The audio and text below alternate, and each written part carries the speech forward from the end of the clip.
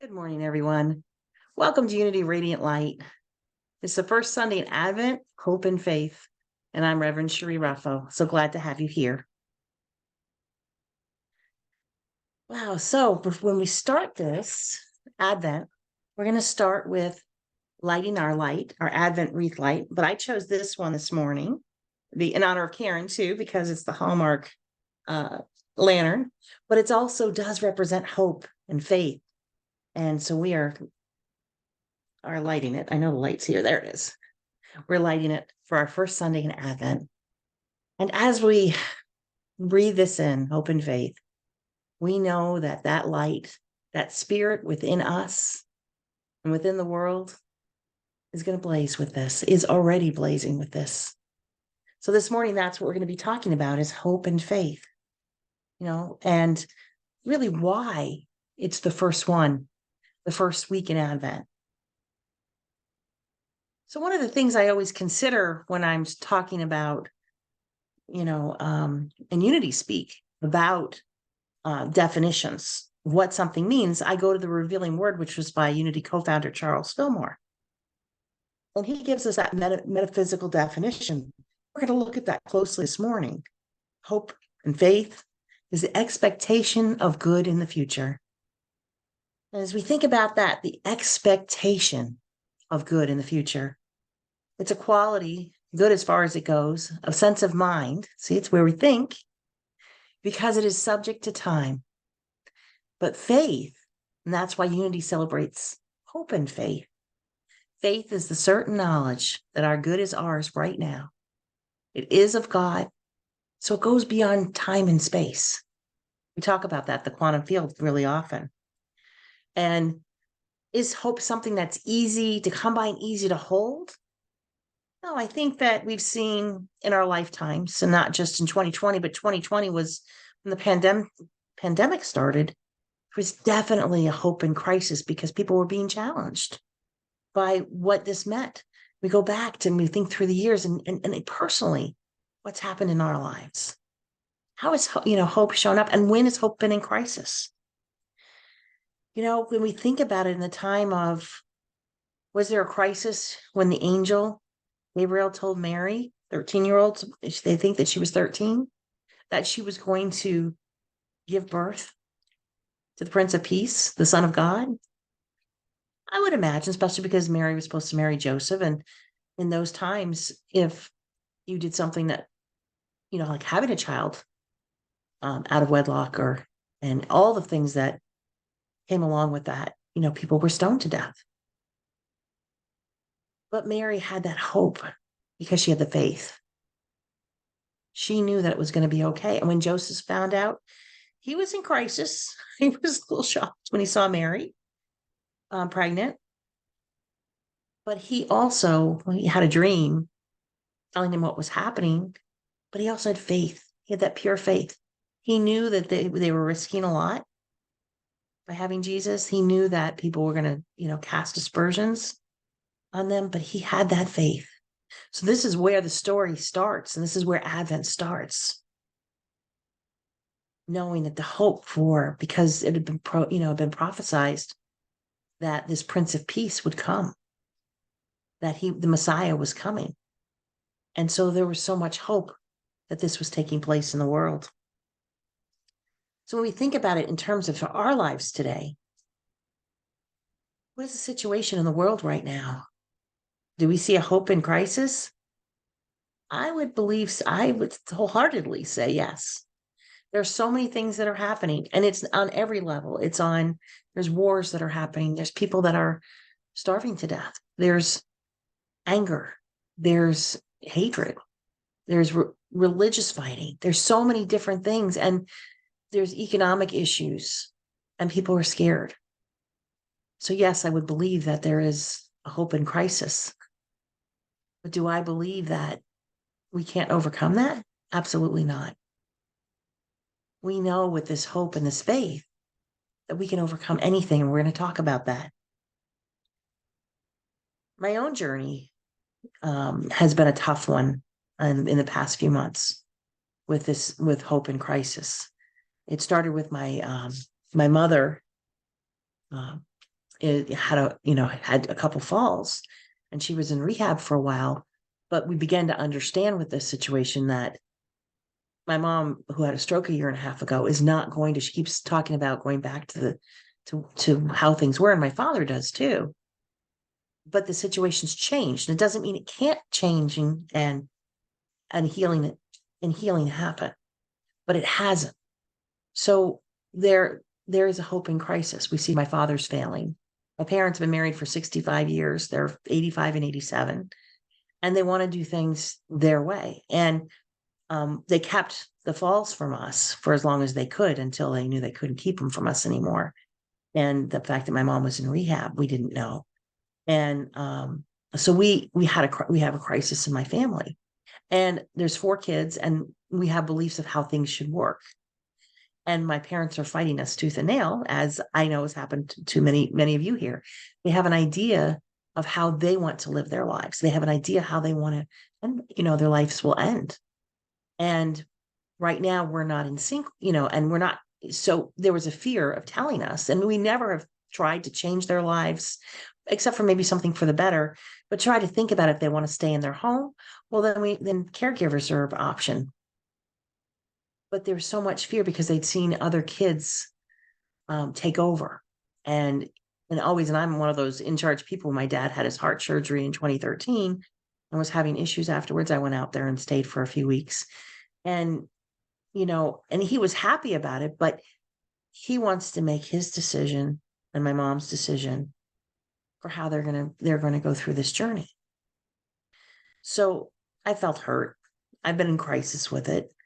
My siblings have too, and trying to deal with it. And then in the last couple of weeks, I had a dear friend who's our healthy friend. There's 4 of us who hang out together and have for decades. And she was having some stomach issues. And then on the night before Thanksgiving, she asked her husband to take her to the hospital. They did emergency surgery. And long story short, they found cancer. She's endometrial cancer, and that there's a lot, that she's been trying to overcome these past few weeks. And she's going to explore medical options. She's feeling better now. She's ready to do that. And then I had another friend who I haven't seen in a long time, a friend in Unity, who reached out to me a couple days after that. And she had breast cancer, and she's been diagnosed with it again many years later. And she's chosen the route of faith. She doesn't want to go through the medical procedures again.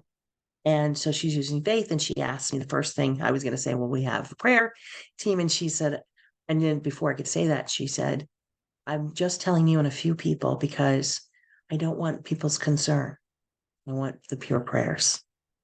And she said, I'm having so much pushback on my decision to do this naturally. I trust that you're not going to do that. And you're going to pray for me as I walk through this journey. And first thing, I was thinking of all the preventatives and cures and everything was coming to my head, but I listened to what she said and what her request was. And then I had a third person in my life who I love dearly too, who had lung cancer last year. And she had her 6 month, as she had the tumor removed, no chemo, everything was great. 6 months, it was perfect. And out a year, there's several spots found in other organs. And she's having them tested. And she said to me, when I reached out to her, she said, I need your support because I'm not up for this again. So I'm going to let whatever's going to happen. And these are all very different, same scenarios, very different actions. So my hope for thinking that my way is the right way, was shattered. But then I realized, no, my hope is for them to live their lives the way that they want to. And that includes every journey in their lives. For my parents, as long as they're not endangering somebody else or doing anything illegal or harming each other, then they deserve to live this part of their journey in the way that they want to. And my hope is that they will know the right time if they need to reach out for us to help. They know that we're there and we're going to, but at this point, allow them to live their lives. The same thing with my friends. This is their journey. It's not mine. So my hope is to be with them through this journey, each person's journey. So, and I think the only reason I finally came to the conclusion that you cannot have faith in that until you have hope. You think about that, because if we don't have any hope, then how can we apply faith? When I say that to you, I don't know what comes to mind, but the first thing that came to mind is I wonder what Charles Fillmore would say about that. And his revealing word, his definition of faith, metaphysical meaning of faith, is the perceiving power. So we're using our perceptions, right, of the mind, linked with the power to shape substance. Spiritual assurance, the power to do the seemingly impossible. It is a magnetic power that draws us into our heart's desire from the invisible spiritual substance. And I will be explaining these a little more. But faith is a deep inner knowing that that which is sought is already ours for the taking. You see, we already have it built into us. We're wired for it. It's part of the first, it's the first of the 12 powers. The power of faith is the first one. Because now faith is assurance of things hoped for. So you cannot even start with the power of faith until we look at hope, which by looking at the order in Advent, hope is the first one. So it makes sense. And I looked at Hebrews 11.1 a little further. Now, faith is the substance of things hoped for, the evidence of things not seen. So I never realized that. I mean, I know this passage, but it never really connected hope to faith in that way before I started to look at it and say, that's just the first piece, is the hope. And then there's the faith, the things that are not seen. Faith takes it a step further because it says, I know, like I know, with faith, my faith, that this can happen. And do things always happen perfectly for us? Maybe not in our human form, how we'd hope for it, but oftentimes when I see something change, something amazing comes out of it, something that we never even expected.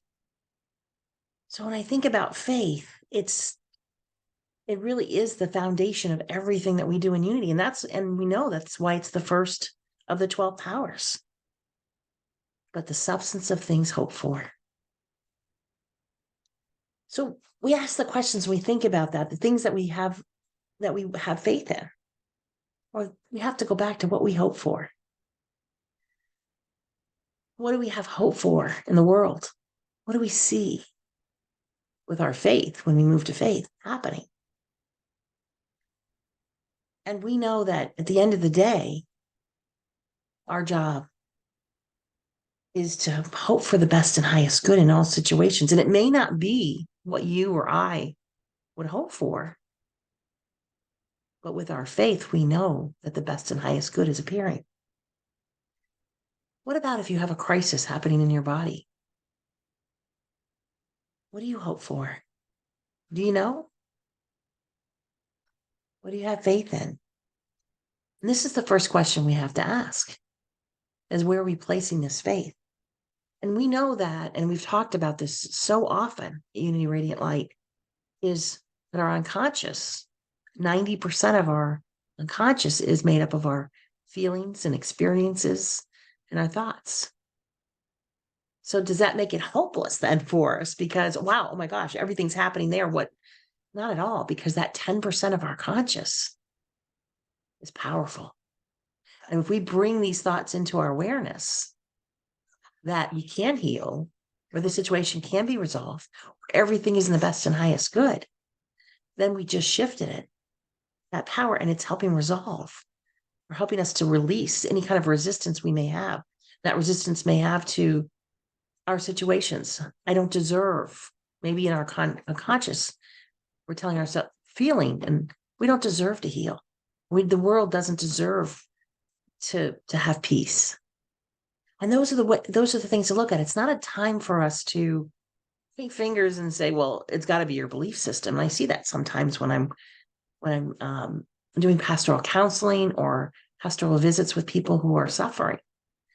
Family members get frustrated, and that is why I believe that one friend asked me if I would walk this journey with her and pray, because I can't hold judgment for that or wisdom, because that's not for me to do. For me to do is to love her through this. For me to do is to be there, to listen and support. I hear a lot, oftentimes, from people, if they've been diagnosed with something. Well, my mother had it, my grandmother had it, and it keeps going on and on. So it really was inevitable. And when we apply this to it, it's not inevitable. Nothing is inevitable, because we have our tools, we have our faith, we hope for the best and highest. We have our faith to see us through. And we have the beautiful people in our lives, our support system. And we live this, we came here built for these situations, made in the image and likeness of God. God is not made in our image and likeness. So when we think of it in that perspective, wow, we are powerful. We also came here with a contract. We have our end date, then we're here. And sometimes we're going through our contract. But we know or somebody close to us is just working through their contract. And we know that as eternal beings, there is no beginning or end for us. It doesn't exist. There's just, maybe I call it a costume change. We leave, we have our costume change, and we may come, and if we want to, we come back. So if we work with our conscious awareness, we align it with our higher self, we can release anything, any obstacles, resistance, illness. We can change things. And we can heal those thoughts within us and our unconscious too, that may have been wrong, may have been a wrong assumption on our part. We can love ourselves. We can talk to ourselves and our bodies, and we're going to be doing that in the healing service after the service today. And we have, where Jesus said, 2 or more are gathered. We have that power, that awareness that's there of healing, being healed and whole. In unity, we come from that perspective. We don't come from the fact that we're seeing illness. We see every cell in each person's body as whole. So Myrtle Fillmore, Unity's co-founder, married to Charles Fillmore, she had a faith, probably a crisis, I would imagine. She didn't talk about it that much, but her final decision, after she was told she had 2 to 3 months to live, get her affairs in order because of the tuberculosis she had her whole life.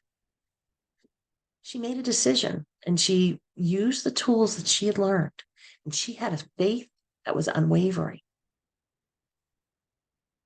And she had hope. She always had that hope. Doesn't mean that it was always perfect. It may have been. I didn't know Myrtle, but she may have had times where it wavered a little. She was having her human experience, maybe fearful. It doesn't mean that we can't have those moments and then work through them. But it took her 2 years. But she decided she was going to heal by affirmations and denials. And she affirmed that there was good in every area of her body, and she would meditate on that. We're going to do that in the healing circle today. Meditate on that, on those areas, and thank them. Go to gratitude, because that's a great place to start. Go to gratitude, talking to her cells, her organs. And her denial was, as a child of God, I did not inherit illness. So for 2 years, she practiced this, and her body healed fully. And until she made her transition at 86 years old, and she did it fully conscious. She lived a very healthy life, and she helped millions, and is still helping today, millions and millions of people heal. So where did Myrtle's journey begin?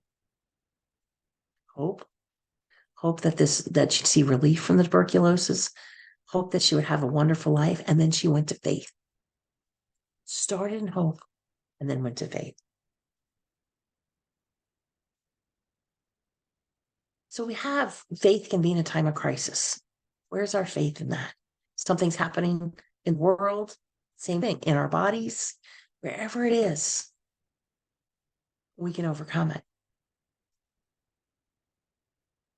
And I love what Jesus said about this in John. Verily, very truly, I tell you, whoever believes in me will do works I have been doing, and they will do even greater things than these, because I am going to the Father. And I know that a lot of people have interpreted that as because Jesus is with God, that can be done. But if we remember what Jesus said, Jesus Christ was not Jesus' last name. He said we are all endowed with the Christ within us. So I am is that Christ within us. Going to the Father is that perfection in thought and in pure faith. So Jesus didn't say to us, very truly, I tell you, whoever believes in me will do the works I've been doing, and that stops. He also said they will do even greater things than these.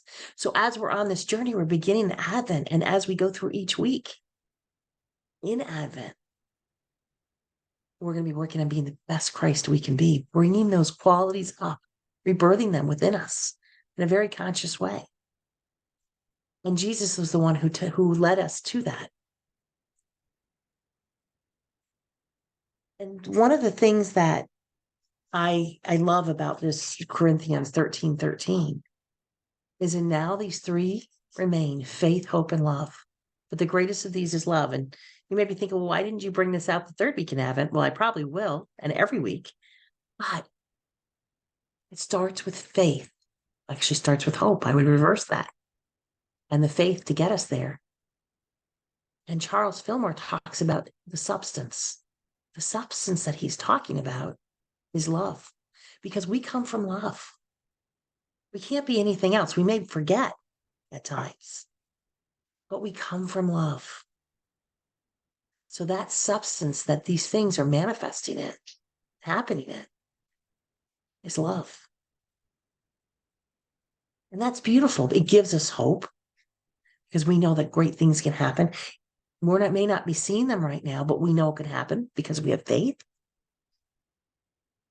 And I just think that tells us our story right there. And we're going to come back to this and talk about this more. But I love seeing the hope and the faith linked to it. And Booker T. Washington says, the best way to lift oneself up is to help someone else. So we think about that. And we think about it in the sense of, because we are one with each other, even though sometimes it doesn't feel like it. But when we're going to hope and faith, we're uplifting the world, not just ourselves, because we have this oneness. When we go into healing, when we can heal part of ourself, or heal the different things in ourselves, we help the whole world. And I had some reminders from my beautiful prayer partner friends here this past week, is as I'm traveling this journey with my friends and family, to take care of myself. That is one of the greatest things we can do. Because if I'm not taking care of myself, I'm not being a very good example for others, but I'm also not going to be able to help. So it starts with self-care and self-love. And then if we can help someone else, help uplift them. My friends, we're helping the whole world. Because we see, and even science is backing up consciousness more and more, but this oneness consciousness more and more. So I look forward to traveling this journey. And the answer to my question for me at the beginning is, what is it for me to do in these situations that I have in my own life? And my job as a minister, a daughter, a friend, is to support them, in the best and highest good, even if their choice may be something I wouldn't have chosen for myself. And maybe their choice, there's no right or wrong. It's just our choices. I'm here to love them through this. I'm here to support them through this. And that is my job to do. And as for the planet, the same thing. Do the best that I can, we can do, each one of us to decide, what is it for you to do? How can we show up in the best and highest good? What do we hope for? What do we have faith in? What do we see? What do we see? What is our vision of this? Because it's powerful. So start to start to ask yourself these questions if you haven't. I'm sure just about everybody has. But what can we do to help this world be a better place? To help communities, to our loved ones? What can we do? What is it ours to do? And of course, we start with ourselves, the inner work. Where are our thoughts? Where are our feelings? And we start to shift there. So I look forward to this amazing journey with you through Advent. And we'll be exploring peace with Reverend Claudia, love and joy. And then Reverend Kathleen will be ending the year, New Year's Eve service with World Peace Meditation. We'll be using all of these tools that we're learning. And as we look into this and we experience this together, we're becoming the best Christ that we can be. So, Merry Christmas season. I wish the best for all of you. And I'm so grateful to be on this journey with you. Namaskar.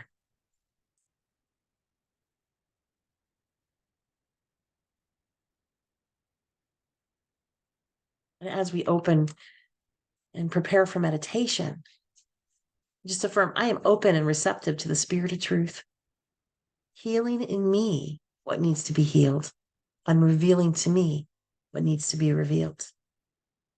So I just invite you to relax into this meditation.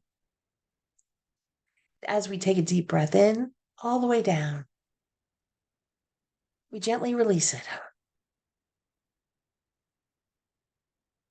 Feeling that energy in our heart area growing.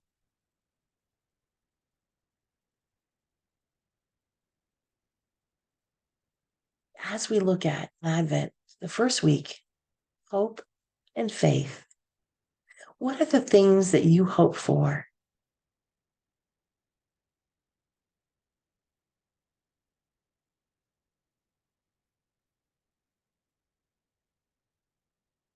What are the things that you might want to add to that list or detract or take off the list?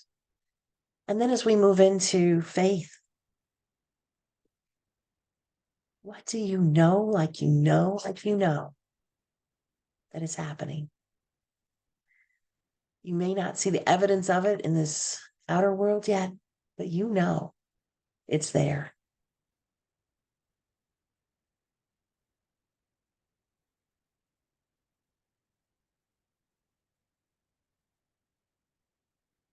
And as we drop into the silence with these thoughts, we gently release them, sit in the silence, and just allow this precious time, knowing that God is good and everything is in perfect and divine order in the silence.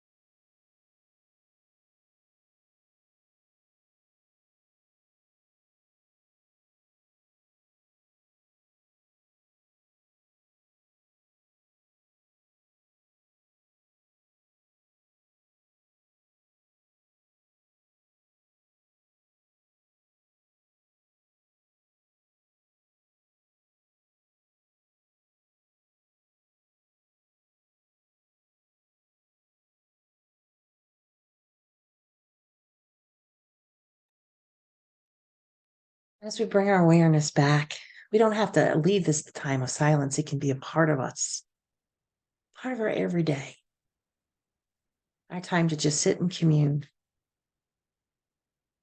And then we may have some realizations, thoughts that may occur to you that maybe you hadn't thought of, or affirm the things you have been thinking of. And we allow that to just percolate within us. And the first step we can take with that is gratitude. Gratitude for all the things that happen so effortlessly. Gratitude for the things that might not be as effortless, but we see the good working it. As we hold this gratitude in our hearts,